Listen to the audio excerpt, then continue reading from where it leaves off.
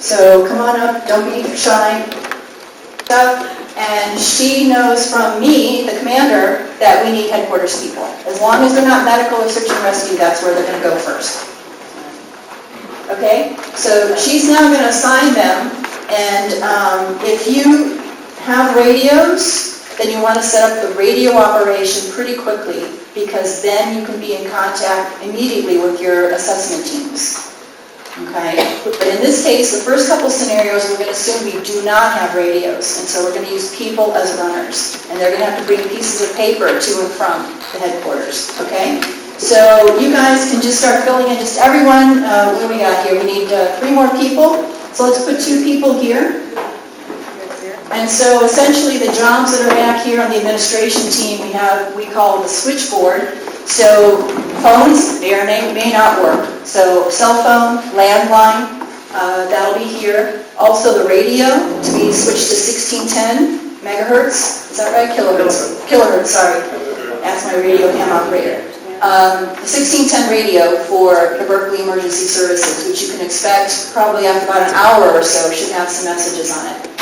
And then the other things we have are the files person, because there's going to be a lot of paperwork coming in from our assessment teams, and then a computer. It's possible that the computers, maybe wireless something, eventually might work. And so the Red Cross will almost always have a website posted immediately after they know about the quake, and people can start posting, I'm okay, and here's where I am. And so then your fellow people can call and can look at that from there. And then anyone else who's needed in this area. So now we've got that, and now I need a couple more people to come forward. Maybe a radio operator to take over the radios when that happens. Okay, and we're going to need some folks who can write like what's called a scribe. So that's going to be the person who writes down everything that happens in the headquarters, because you want to know eventually where everyone is and you can track people down. So he has radio experience, and so boom, he's back there because that's where we need him the most. We need some experience back there. If you haven't taken the CERT radio course or our course, I would highly recommend it. Okay, so you can see what's happening. We're slowly filling the positions. So let's say now that a search and rescue person comes up, someone who has this kind of experience. So let's have someone come up and do that. Actually, you're not going to do anything. Let's just simulate it. Okay, they came up and you said, what do you know? And they say search and rescue. Oh, and you're excited because now you're going to send them to the cache. And they're going to come over here. And what we've done in our neighborhood is we've prepackaged our search and rescue team. So everything is in these backpacks, and they're all labeled. So this is the team observer, and you don't have to have this on your search and rescue team, but you do have to have a 2-person team that is always together. And so you have a leader and a medical person, and there's different equipment in each one of these bags. Hard hats, reflective vests, rain gear in case that's happening, flashlights, water, a little bit of food, stuff like that. And there's also the tool in there to turn off the gas, to turn off the water. It's one of those multi-tools you can get at Home Depot or Ace or anything like that. And so you would send that person over here to grab this equipment and to start the neighborhood assessment. Because what you need now is quick information. And you want them to go all the way through as fast as possible. Yes, ma'am? So even though you're asking for like a team of 2 or 3 people, you'd send them out by themselves to start looking at stuff? As long as they're not entering any structures, I would say yes. Yeah, because it depends on how much time has gone by.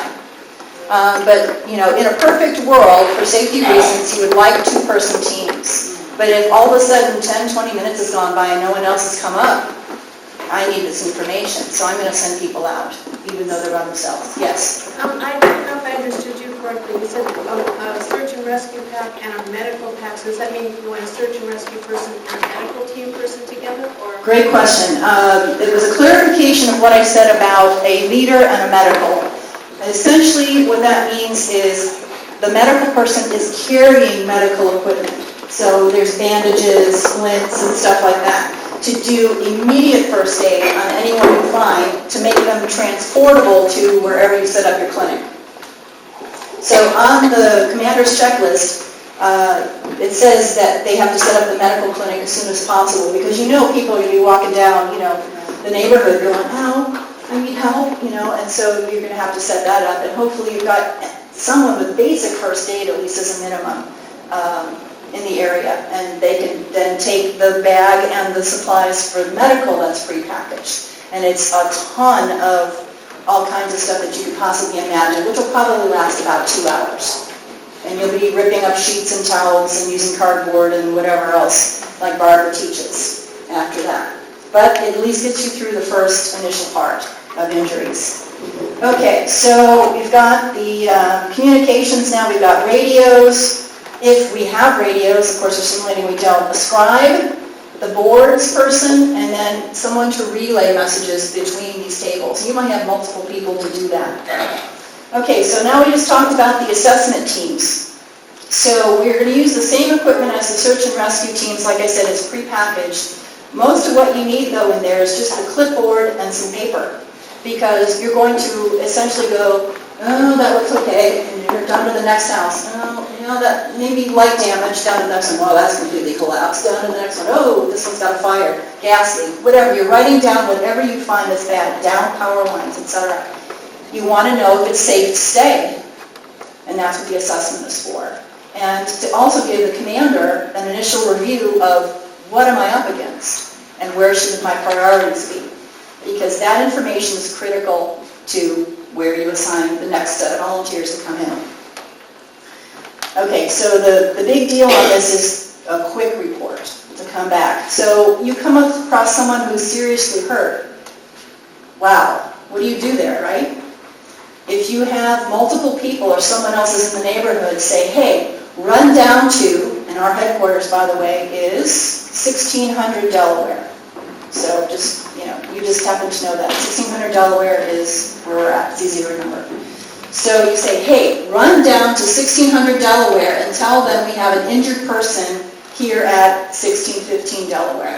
And so now that person just became an instant runner. He comes down here, he sees the volunteer table and the flag, and now you have to deal with it. But we'll get to the scenarios here in a second.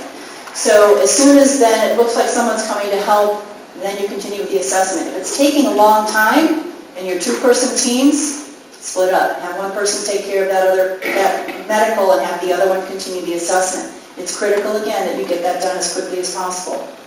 If one person. Pardon? If just one Even person. if it's just one person, yeah, you have to do it. But if you're one person coming upon a medical emergency, that's tough.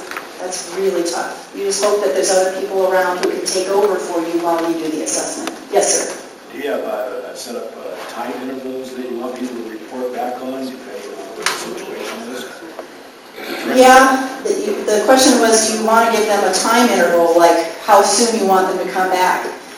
We've broken our neighborhood into 3 sections, so we hope we have 3 teams that are doing this simultaneously. You may only have the one who just walks up one side and walks back the other side and gives you all the information. Just tell them, come back as quickly as you can in 5 or 10 minutes, as a guideline. And so then that way they know that they're not stopping to help people if they can help it. If it's a light injury, tell them where to go. Say, hey, go to the headquarters at 1600 Delaware, they'll take care of you. Or bring that person to 16, you know what I'm saying? Okay.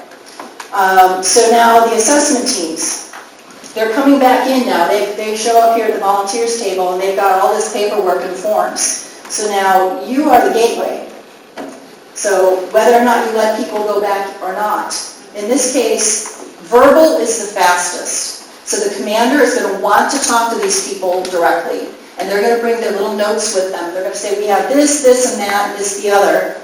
And in the meantime, we've got somebody back here who is in the headquarters, and so they come back to where the commander is typically going to be, which is in this back section.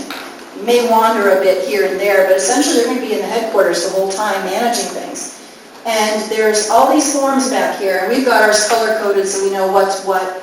And they're going to pick up the one that says the incident reports. So they're going to write down what happened, what was the time, what was done, and that is just a continuous thing, and that sheet is going to get filled up so fast as information really starts to flow in. So that's what's going to happen back here. So probably our radio person may end up doing that for the beginning part, until we actually have assessment teams in the field. Now, if we have assessment teams in the field with radios, now they can call in the information. So this person, our radio person, is going to be hearing these calls, going to be answering them, and the scribe sitting next to him is going to be writing down everything that's happening from the radios. Okay? Otherwise, it's a paper or verbal thing. And even then, that person is still writing down what's being said. So hopefully it's someone who can write really fast. Okay, so your assessment teams come back and they say, if there is or isn't a fire, because that's your number one priority. So if there is a fire, hopefully